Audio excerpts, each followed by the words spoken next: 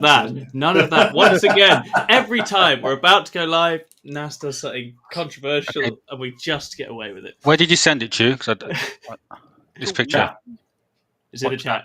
We're live now, gentlemen, so I'm going to just do some spiel. It's okay. Don't worry about the background picture if you can't find it, Greg. Hello, everybody. It's Team England here. We're coming in suitably chaotic fashion because it is Team England 40k back once again to talk about lists, pods, and potentially some panic as we enter into the actual run-in now for WTC. So I've got Tony here, I've got Nas here, and I've got the wonderful Greg Chamberlain here, who's been on our channel before but hasn't been on an England broadcast with us yet. So that's very exciting. You can't see him because we're keeping him secret. We don't want people to know who he is. He's our secret. Don't explain his list. Don't explain who he is. It's all a mystery. So, I mean, I guess the first thing to start with, Tony, is how you're doing after a very hectic few weeks. We started this year's return with podcasts, and we were like, yeah, we'll be on it again. And instead, what we decided to do was go to Poland to play in the Power Cup. Yeah, we were invited to that, and that just absorbed all of our time getting the team on for that. It did. And I think that was probably really useful because it featured some of the top nations. But across the different seedings, and I think if we'd gone to WTC without going to Pirate, I think we'd have made a few mistakes. I think we were trying to be too clever or too cute with some of our list choices, our faction choices, and what the list did. And other teams just went, "Oh, here's this really efficient or blunt or brute force thing," and went with it.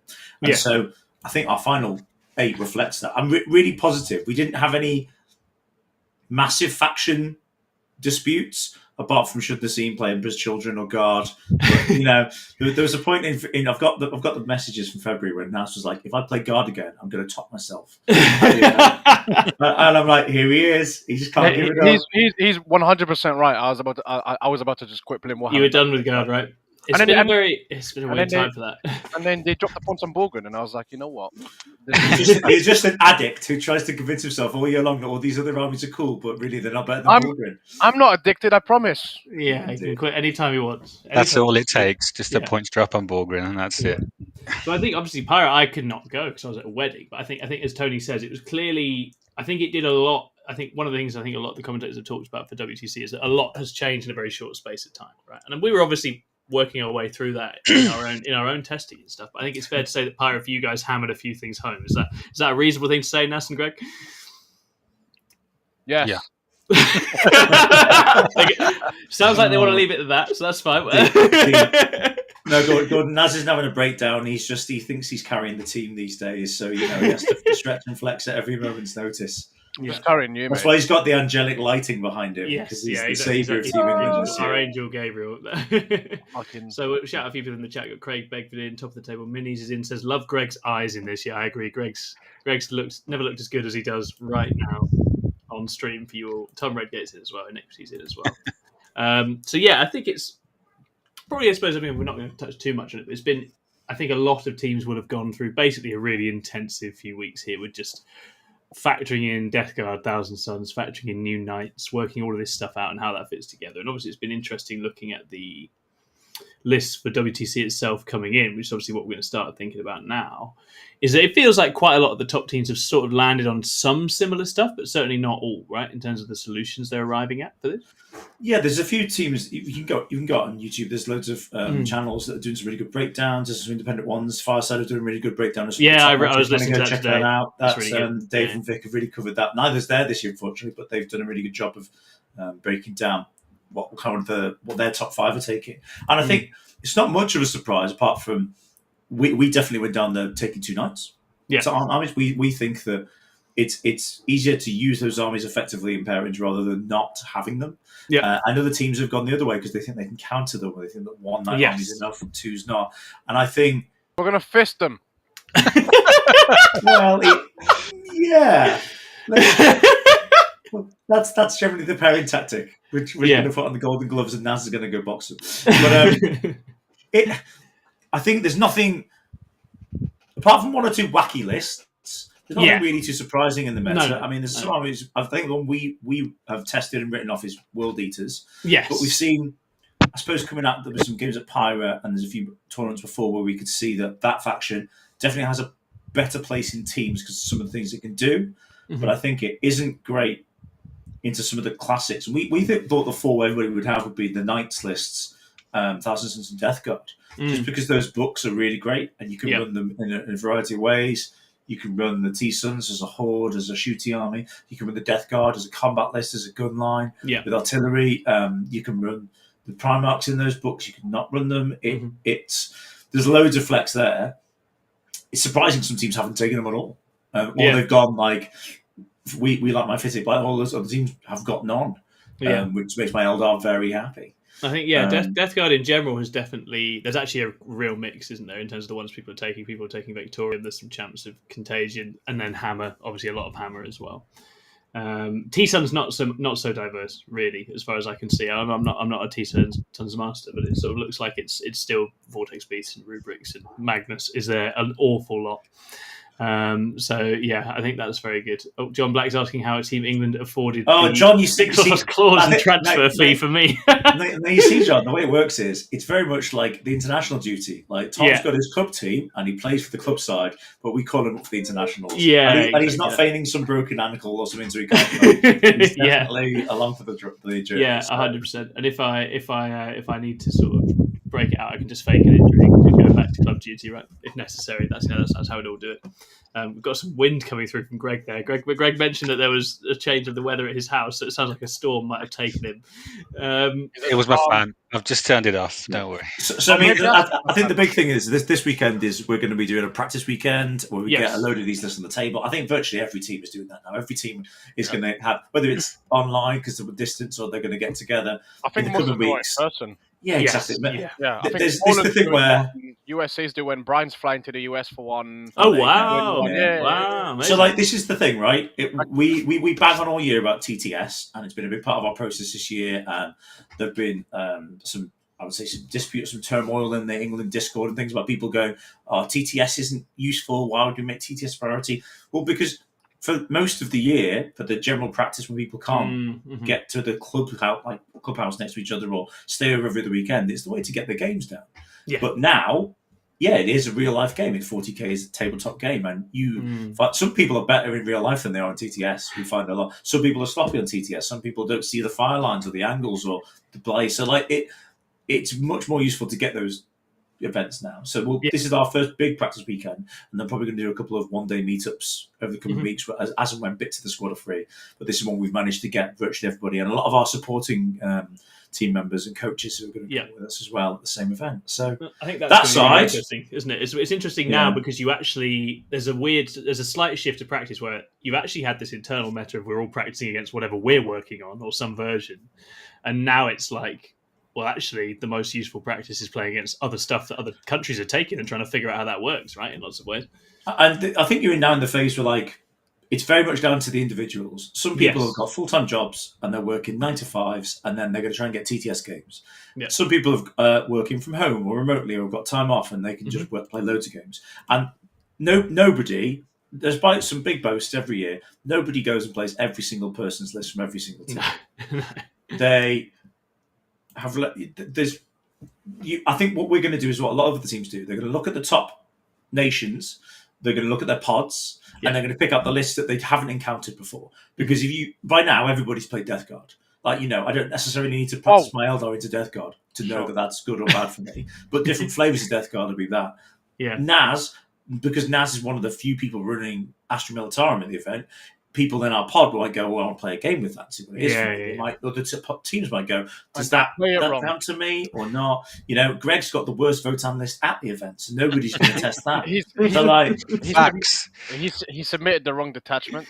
Yeah, I cannot believe. Well, we're not taking a penalty, Greg. So you better. That's it. It's not worth being 10 down. It's just not worth it. Oh no, I'll have to suck it up and play that one. Yeah, you're just going to have to eat John, that, unfortunately. So two questions in the chat, Justin. John, who's the best and worst person to jump on a grenade in a matchup? Oh, yeah. Who'd you back in your 8, Tony? Who'd you chuck in a grenade? It comes as no shock that for grenades, it's me on the sea. Yeah. It's you. I'm throwing you on that grenade. Here's the thing. We've done it a few times where we've gone, we think this is bad. I'll just take it. Because and this is, I suppose, part of the thing of having a team where lots of people are new to the team. Yes. This is 12 years of WTC now. I played so many games of 40k. Nas is life living quote is losing is cringe. And I'm like, I don't have the cringe factor. I don't care if I lose. I don't care if I win. I'll just play the game. Yeah, and if it gets the other team across the line, great. Nas is slightly different. Nas's list is good at just being annoying and hiding behind a wall. So is its pilot. Yeah. But you'd also go with two of the most experienced ones. Yes. Yeah, I think that's right. I think you want very, very solid and consistent players, and you don't want people who will get rattled. Right? I think that's a really big part of it. Magnet has asked, have you any list that you think players have taken the medication for? I mean, the French ones. The French, oh my God, I remember years ago, I think it was 2017 or 18, where a French guy brought Summoning Demons and he just had like 2 trays and then a dedicated coach to hand in the models as he was playing to get through the speed of it. Like, they're not worried about bringing a massive list. That Guard Recon list they've got is just stupid. Because it's just like, we've had some excitement about that internally. Ed Watts played it. Yeah, right? He played it for an event and then came back going, I've got a sore back and everything. So like, there's that. And the 80 Berserkers. That list is weird. Yeah, it's either going to run you over or it's going to just die because it's a load of Space Marines. Yeah.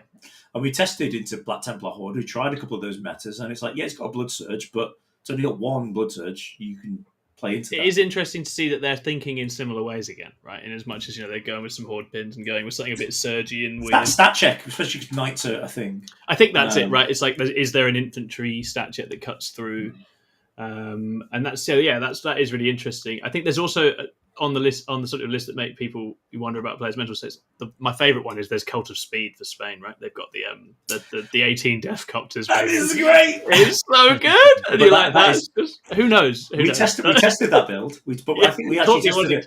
Yeah. We tested it with Courtney, who loves Orcs. Like, we tested it at the point where maybe it wasn't great in the meta, and now maybe it's whether things have come back around, right? That's the thing where there's so many things moving all the time. Is actually keeping all the different plates spinning. I think that's definitely something we've found. Is there's so many different armies to try and account for at once.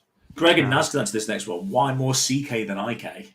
Because it's a better detachment. It's better. Yeah, it just is better. It's faster, does more damage. I think if it had a codex, right, then for Imperial Knights, we'd maybe seen some cheese because like Canis with a reactive move would be great.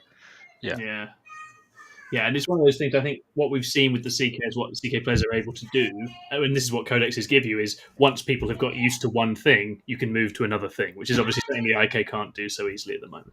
And that I guess is part of the appeal. That's this whole Infernal Lance thing, right? That's all developed in a very short space of time. Every single Seed 1 team has Infernal Lance. Yeah, and that again, that's happened in a space of weeks. Right? Yeah, and that's if they've taken CK. If they made the right decision and they took Knights, then that's what happened. I wonder how many went on the same journey of playing the other attachment first and then moving to Infernal. I bet they all did.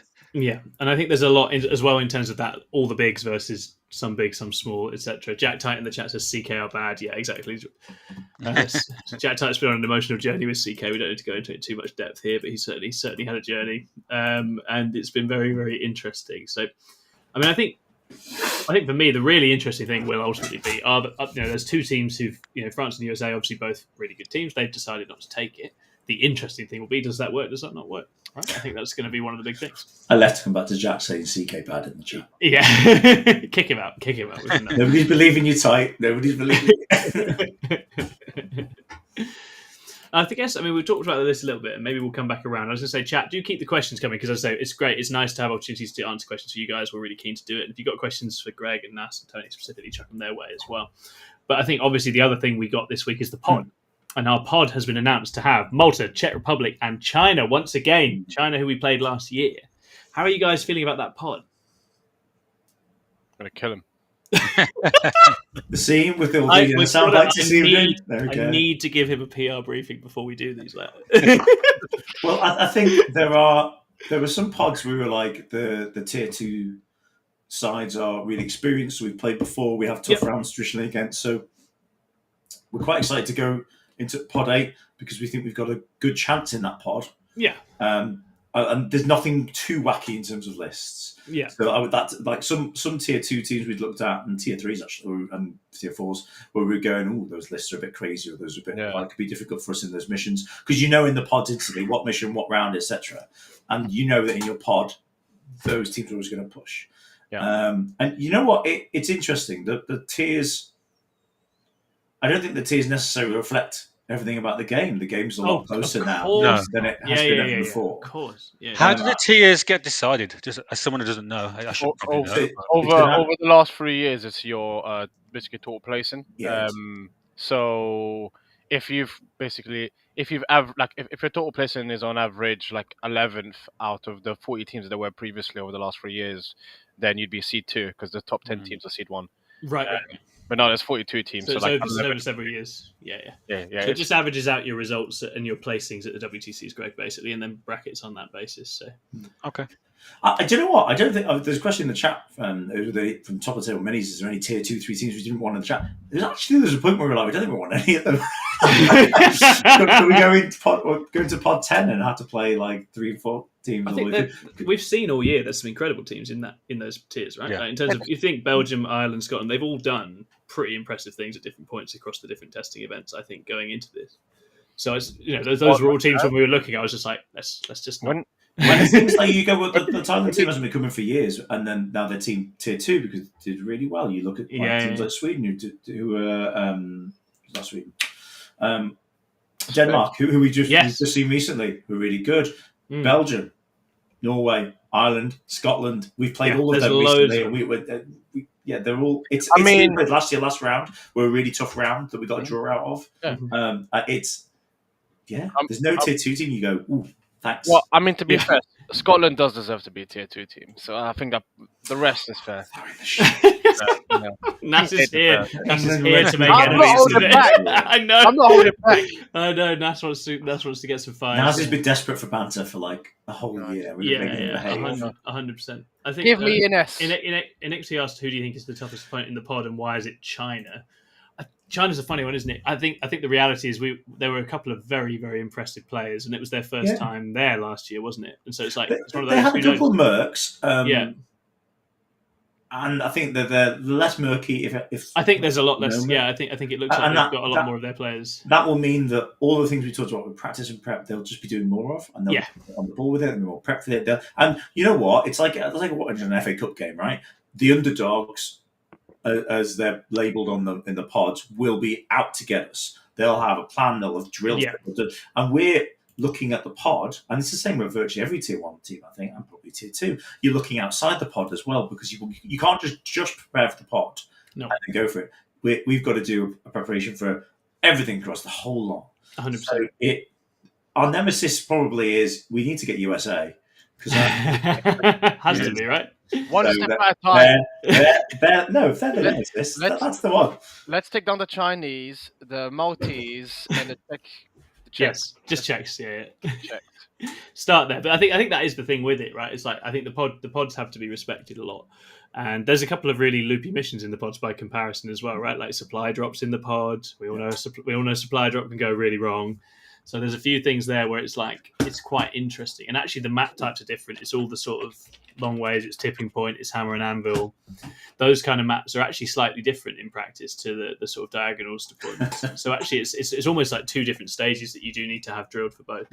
It is Tom. It's US Metasoft. Tom Rickett is asking, is US Metasoft? Yeah, exactly. I don't know. I think Nas surrendered the right to say that a while ago. I don't know if we can say that until we beat them. I'll be honest with you. So Jack's question in the chat is, how does the pods work? So there's 4 teams in the pod. You start off with Team 1 plays Team 4, Team 1 plays Team 3, Team 1 plays Team 2. So from our side, that's our rotation. So our games, in theory, get progressively harder, but just as it is, we've discussed. And the missions are set. So you've got supply drop, tipping point, hidden supplies, hammer and anvil, take and hold, hammer and anvil. And then after that, everybody in the tournament is ranked Swiss based on how many points you've got in your pod. It's 2 points for a win, 1 point for a draw, and it's battle point in terms of your 20-0 separate differentials there. And it's just a free-for-all. You can't play the same team twice at WTC. So you've got 3 games in pod and then 4 games to get as high as you can. And there's so many draws and so many close games. It's crazy. So it's a complete free for all, and you can come second in your pod and end up in top 3. There's so many ways, especially with the mission pack, to get draws and to get close scores. And close teams don't really get blowouts. You don't see like a Poland, Germany, 100-60 kind of big wins. It tends to be more the 87, the 88s, that narrow bit where one game just swung. And we were on the receiving end of 2 of those last year. We had a USA round and a French round where there was one score in the USA game that completely we had. Even a draw would have got us to the draw, and that swung us just over to the loss. And the French we had 2 games swing down, and that put us in the loss. Again, either of those games brings in a draw. We're on the draw bracket. We're so close. So we didn't have a terrible year last year, but it's nature of WTC. Different team this year, lots of new guys. Yeah, no, for sure. And I think it's really interesting, isn't it? I think, and there is a mental balance to strike that you have to have your eye on all of it the whole way through. You just got to be really focused and not looking at practice. And so, I think the pod's a really interesting one, and ultimately, you really want good momentum in the pod, and especially as a tier 1 team, you want to be like, we want to be very strong in the pod. It was the year before, wasn't it, with the Spain draw, which I think sort of threw things off a little bit as well in the sort of progression out the pod, in as much as that was quite a peaky round in the end. That was an interesting one because we were actually on to do better that year because what the draw did was give us an easier then. Did it give you a little submarine? Because that's the nature of it, right? So you go, if you say that every single tier 1 team is amazing and it beats everybody, right? And sure, everybody wants to do that. If they all get 6, then it's a fight between the others in their pod to come second. And so they're on 4, maybe, and if they can get a draw, they're on against tier 1, they're on 5. That's it. You're hoping for that point, and then the 5s put you just below. So all the tier 1 teams play, and you can just end up in playing somebody who is just done well in their pod or just got out of pod. So we didn't have an easy year that other year, but I would say we didn't play one of the favourites for the event. And I think it's really easy to get hung up on we're better than this team or we're better than that. But I think that's the nature of WTC. Like you just have to take it every year. It doesn't matter if you won last year. You could come 7th, 8th, 9th. 100%. I think it's the same. It's the same as singles 40K, where it's like whatever you think you are is irrelevant. It's about the work and about applying it well and about turning up for every game and every round, right? And it's. I think that's the tier system can definitely give you fuel for slipping into thinking things or assuming things. It's very dangerous. So I think that's it. It's 3 very exciting teams that we're really interested to see. As we were saying, like in terms of comp, it's some of the similar stuff that we're seeing across the whole board. So that's good in some ways because it gets you practicing and thinking about that as well. We did have a question for you, Greg, which is where are the NIDs? Do you want to tell people where the NIDs are, Greg? They went back underground because they went back underground. They're a bit poop. Why literally got put back on the ground? Is that because the NIDs are bad, or is that because you can't statistically roll average with them, so we wouldn't let you know? I feel like it might be a little bit of B with some elements in there. They're just bad. It's a funny one. It's I think Sam Pope for the USA. He's a long-time NIDs player. He's not taking them either. He's on the hosted Essentials. He literally says in his name of his list, doesn't he? He wanted to play Snake Farm, but they're bad. So they just are. I mean, if you think they're good, you haven't played Knights properly yet. It's what I'll say to you. Yeah. Or T-Guns or Death Guard. It's such a shame. That's the thing, isn't it? Coming back, the biggest background to what we said at the start, like you've got those top 4 lists in terms of what we are doing well in the meta generally. They define everything. Yeah, well, either teams have got their perfect counters and they're going to see those through and win the rounds, or they haven't got it right. And you only really find out now at the event because it's one thing practicing against somebody who has an idea instead of playing the guy who's played 50 reps with it. Yeah. So, and that's part of how we've ended up with where we are. We dropped the Space Marines. We get that a run out, but there's no build of Space Marines that wowed us to go. It's really great, and they inherently struggle against either the T-Suns or the Death Guard or the elements of our comp. So it's yeah. I mean, that's it. Greg's on a worse list. Yeah, Alex says NIDs are bad, so Greg switched to an even worse. Yeah, exactly. I mean, I think if he'd submitted the right detachment, I was about to say, the right detachment, I'd be all right. But I'll do what I can, guys. Just bust me every round. It's fine. Yeah, absolutely. Well, that's it. You're a kind of good mid-ground battler, aren't you? We're just going to throw you out and see how you do. So that's. There's plenty of other people on Votan, so I think Votan definitely being backed to perform that role, which is great. I think. Do you guys have any sort of sleep list? Is there any list that you've seen that's really captured your imagination from all the other ones out there? Where you've been like, oh, that's spicy. No, they all suck. Nas says they all suck. Okay, fine. That's good. Okay. Either of you two seen anything interesting? For me, I was really hoping to see something with the Marines that would catch my eye and make me go, oh, that's really cool. And it's kind of... I suppose I'm disappointed that it's the stock standard stuff and it's still Stormlands and it's still Gladius or Liberator. And I'm like, oh, that's disappointing for the faction. I quite like the fact that everybody in Eldar switched onto Aspect or Warhost. That clearly shows you that the book still has legs in the meta. The World Eaters ones, I think, are the ones I'm interested to see. Like this Vanilla's list looks quite basic on paper, but I'm sure Well, that it's been piloted by Mr. probably Worldies, is the so. most interesting one, right? Of like Yeah. in terms of the top set to have Angron and Maul of Fiends, like we've just literally not seen that out. I like the Zerka spam one the most. The Zerka spam one is also really cool. Something that I was going to try, but I never got time to. And one of the teams, I don't know if it's in our pod, maybe the Khorne Demonkin is out as well with Scarborough Bloodletters, stuff like that as well. So there's a few World Eaters ones where you're like, because they're still a bit of an unknown entity by comparison, people haven't played against them as much as like T-Suns and Death Guard. Those are quite interesting. I don't know. It's scariest, John. John does which list of players is scariest, Liam or Olivier. I think the thing is, if you're playing somebody and they're running a slightly odd meta pick, and I always like to be in that boat. I like to play that. I don't like to just copy a list and run it. It just if you've got a little change, you've got Maul of Fiends, or somebody else doesn't run them. You've got loads of Horde. That person might have practiced against you, but otherwise they get one chance to get it right and figure it out. And it's great afterwards. You had a great chat, and if you play it again at some GT, you'll figure it. But it's things like Greg's Votan and Naz's Guard and Archon and the Knights that we've got, where we go, great. If you've not practiced with this, we've practiced with these for months now. We know exactly what board we're picking, exactly what route we're picking. I think this is really going to cause you a problem. So I think the big players will always do well, right?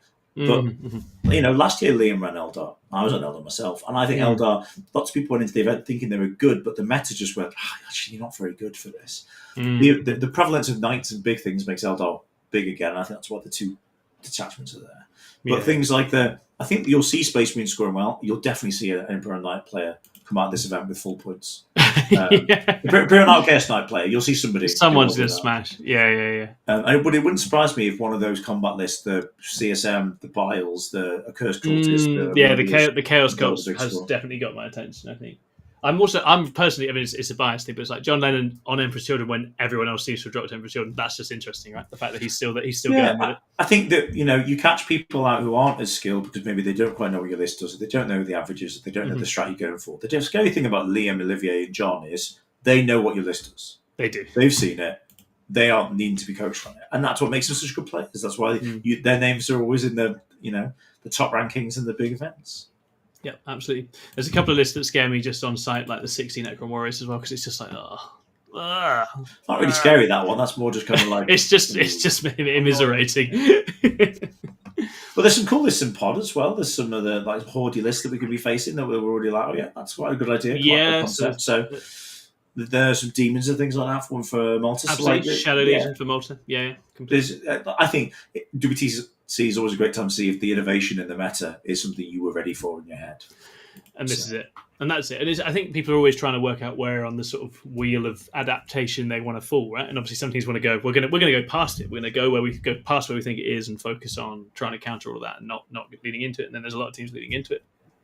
And then it's all about those flex picks of those last 6, 7, 8 teams, or last 6, 7, 8 factions, because those are the ones where the first 4 have probably picked themselves, and then it gets a bit more interesting after that. John Black asked, are there any team forfeits for bringing back a bad score? Nas, that sounds like something you might have in mind. I'll got you. Was that sandwich just made of alcohol? It's just like even one-liners. He's just come out. He's come out so chopsy, hasn't he? Game face compared to Nas 2 weeks ago when he was a nice guy. I wanted to talk about the matter. So. Yeah, fantastic. Alrighty, guys, we were going to try and keep this one relatively short because obviously there's a lot of prep to be done. So we are going to be bouncing now, but we'll be back again before too long once we've got a bit more practice, and we'll be looking ahead to actually going into the event itself. So thanks very much for supporting us, and we'll see you again soon. If you want to see the old 6 Plus main show, that's back at 8:30. So we'll catch you then. Alrighty, gang. Take care, guys. Bye. Bye-bye.